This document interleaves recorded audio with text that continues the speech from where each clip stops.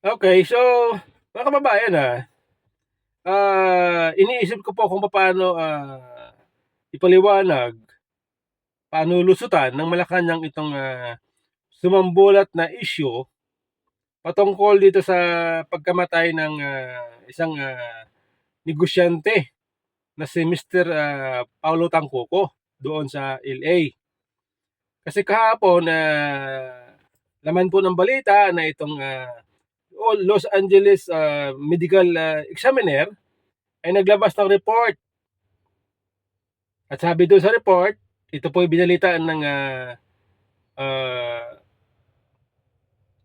Billionaire News Channel na ito daw pong kinamatay ni Mr. Tangcoco ay na-overdose sa cocaine. Okay? Ngayon, nabalita rin po na ito palang si Mr. Tangcoco ay kasama sa entourage ni First Lady Lisa Marcos noong sila ay pumunta sa LA dahil daw po ito ay may kaugnayan sa Manila Film Festival. At mayroon pong video na nakita din natin na kung saan po ay kumakain po itong si First Lady kasama itong kanyang entourage at kasama doon si Mr. Tangcoco, kumakain po sila. Okay? Pero di ko alam kung yung video ba ito ay may kaugnayan doon sa entourage na yon. Ngayon, mga kababayan, tanong ko, paano kaya ipaliwanag ng Malacanang itong issue ito? Paano nila sasagutin ito? Sasabihin ba nila fake news? Kasi 'di ba nung una pong pumutok ang isyung ito, March 10, ay ang sagot po ng Malacanang diyan ay fake news. Fake news daw po 'yan. Walang katotohanan. Sa katunayan noon, nung nagsalita po ito si VP Sara, sinasabi ni VP Sara na doon daw po sa kwarto na kung saan natagpuan ang bangkay nitong si Mr. Tangcoco, doon daw po sa report ng LA Police, kasama doon ang pangalan ni First Lady Lisa Marcos. Nung nagkaroon ng malaking krimen sa Estados Unidos na merong namatay dahil sa drug overdose at kung makikita ninyo doon sa police report ay nandoon ang pangalan ni First Lady Lisa Marcos na isa sa mga tao doon sa loob ng kwarto kung nasaan yung tao ay nag-overdose sa suspected drug overdose sa hotel room at ang daming nakikitang white powder substance na sinabi doon sa police report ay suspected cocaine din. Pero sabi ng Malacanang, fake news daw po yun. Sa kanya pala nang galing ang fake news. Siya pala ang source ng fake news na ito na pinapakalat laban sa unang ginang kay First Lady. Unang-una po, kailangan pa ba natin paniwalaan ang mga ganitong klaseng istorya na nanggagaling sa Vice Presidente? Pero ngayon, dahil nga may lumabas na report at kino-confirm mismo ng Los Angeles Medical Examiner, ang tanong natin, paano kaya lusutan ito ng Malacanang? Paano nila ito ipaliwanag sa taong bayan? Fake news pa rin ba? Sasabihin pa rin ba fake news? Fake news ang LA Medical Examiner? Palagay ko mahirapan ipaliwanag po ang Malacanang dito. Kasi ito, hindi na po ito galing sa mga Pilipino eh. Ito po ay galing na mismo sa Amerika. Yan po ating tanong. Yan po ating tanong. Ang tanong ko, madadamay kaya? Makukulong kaya? Mananagot kaya si First Lady Lisa Marcos dito? kung totoo po na may kinalaman si First Lady rito, ay ito po, katulad nito mga kababayan ito pong si attorney o ah, P3WD nominee at dating commissioner Rowena Guanzon ay meron po siyang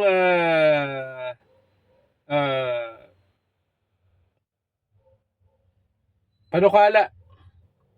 Meron po siyang suwisyon. At ang sabi niya dito ito po ang suwisyon nitong si Attorney Rowena Guanzon. Dito po sa post ng Pinoy Trend, ito po ang sinabi di umano ni Attorney Rowena Guanzon. Ito po ang kanyang suwisyon. Sabi niya, ang next step ay hair follicle test lahat ng kasama ni Tangkoko sa US. Dapat US ang gagawa para walang pressure. So yan po ang suwisyon ni Attorney Rowena Guanzon doon sa mga naging kasama nitong si Mr. Tangkoko doon sa gabing iyon o sa oras na yon na kung saan siya ay natagpo ang patay. Dapat na magpa-hair follicle. Lahat ng kasama niya. Mabigat po na hamon yan. Mabigat po na hamon yan. Para mapatunayan po ng mga sangkot o kasama ni Mr. Tangkoko na sila ay malinis. Nasa kanila po kung gusto nilang sundin, pakinggan itong suwisyon nitong si Attorney Rowena Guanzon. Lalo na si First Lady Lisa Marcos. Di bali yung iba. Di bali yung iba. Ito na lang dapat si Attorney si First Lady Lisa Marcos. Bilang asawa ng Pangulo. Malaki po ang kanyang responsibilidad para mapawi ang pagdududa ng mga Pilipino. Dapat po siya ay siguro ay sumunod dito sa paanyaya o kahilingan, suwisyon nitong si Attorney Rowena Guanzon na magpa-hair follicle test. Mahalaga po yan. Para mawala ang duda ng mga Pilipino. Kasi nga, di ba, noong lumabas po ang video noon, video na sinasabi di umano ay yung kamukha ni BBM na gumagamit ng droga. Sinasabi naman ng mga iba ay si BBM daw yon, pero sabi naman ng administrasyon hindi daw, piki daw po yon. Yun daw po ay AI. Hindi daw po yung totoo. Pero this time, dahil po ang nagsabi, ang nagsalita na mismo ay Los Angeles Medical Examiner, ito po ba masasabi natin na fake news? Palagay ko hindi na. Kaya ano po ang katugunan ng Malacanang dito sa suwisyon nitong si Attorney Rowena Guanzon? Okay? Sa palagay ko baka magbulong-bulungan, magbabingi-bingihan. Alam po ninyo itong si Rowena Guanzon, napapansin ko, sunod-sunod po ang kanyang atake sa administrasyon. Sabi ng iba, ito daw si Rowena Guanzon ay DDS na. Hindi ba dating pinglawan ito? Katulad po nito may bago po siyang banat.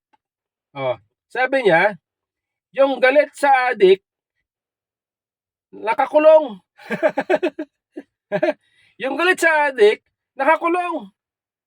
Sino ba yun? Hindi ba si Pangulong Duterte?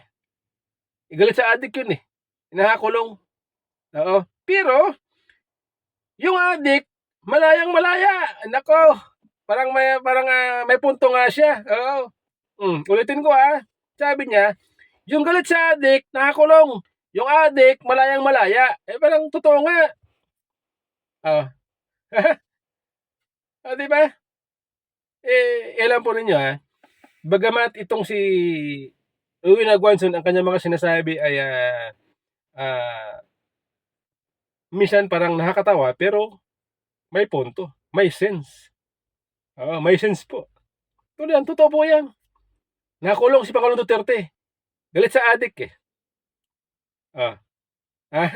Galit sa adik Pero yung adik, malayang malaya, sino ba yun? Sino ba yung adik? Sino ba yung tinutukoy nitong si Atty. Rowena Guanzon na adik na malayang malaya? Parang na ano ko nahalata ako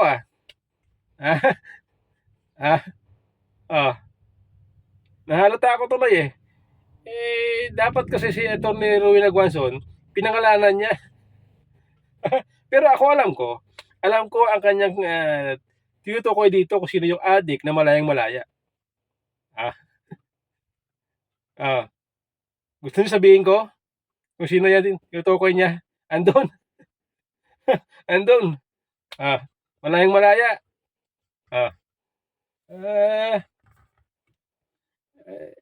Alam mo, itong si Atty. Rowena Guanzon, nakakatawa. Nakakatawa na may sense ang kanyang mga sinasabi. Matalino. Matalino po itong si Atty. Rowena Guanzon. Kaya nga dito sinasabi ng mga kritiko ni Claire Castro, walang-wala daw itong si Atty. Claire Castro kumpara kay Atty. Rowena Guanzon. Mas matalino di hamak si Atty. Rowena Guanzon kumpara kay Atty. Claire Castro, kasi si Atty. Rowena Guanzon, pag nagsalita, talagang may punto. May punto. Samantala, itong si Atty. Claire Castro, pag nagsalita, walang punto. Walang punto, Di ba puro kalokohan ang mga sinasabi ni Atty. Castro? Di ba? Kaya nyo ba naman, sabi pala ni Atty. Claire Castro nung tinanong ng media patungkol do sa balita na payat na raw po butot balat na ito si Pangulong Duterte. Butot balat. Ang sagot po ni Atty. Claire Castro, kailangan lang po niya mag-exercise. Tinanong, ano pa masasabi ninyo sa balita na itong si Pangulong Duterte ay butot balat na lang?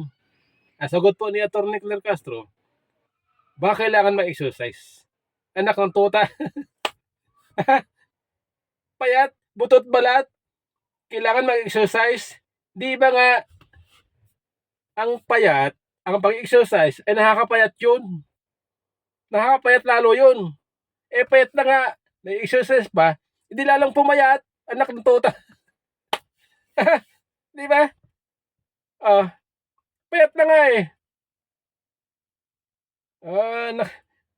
di ba?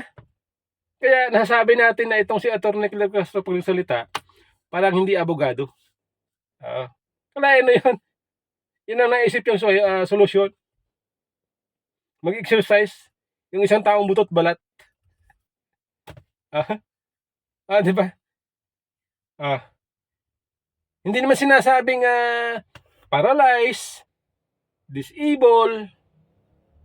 Kasi kung disable ka, paralyzed ka, may mga kailangan na exercise dyan. Ang issue, butot balat butot balat Di ba? Tapos mag-exercise.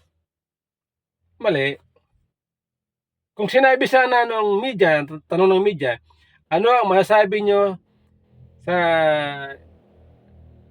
sinasabi na itong si Pangulong Duterte ay sobrang taba, obese? Ang solusyon doon, exercise. Yun ang tamang sagot doon. Kung obese sana, mataba si Pangulong Duterte, ang sagot doon, exercise. Payat butot balat tapos gusto mag-exercise. Wow! Abogado! Abogado, pambira. No? Kung sa bagay, hindi naman siya doktor eh. Maintindihan natin kasi hindi naman siya doktor eh. Ang problema lang, dahil hindi siya doktor, nagpipiling doktor. Ayan ang mali doon. Di ba? Pambira ito.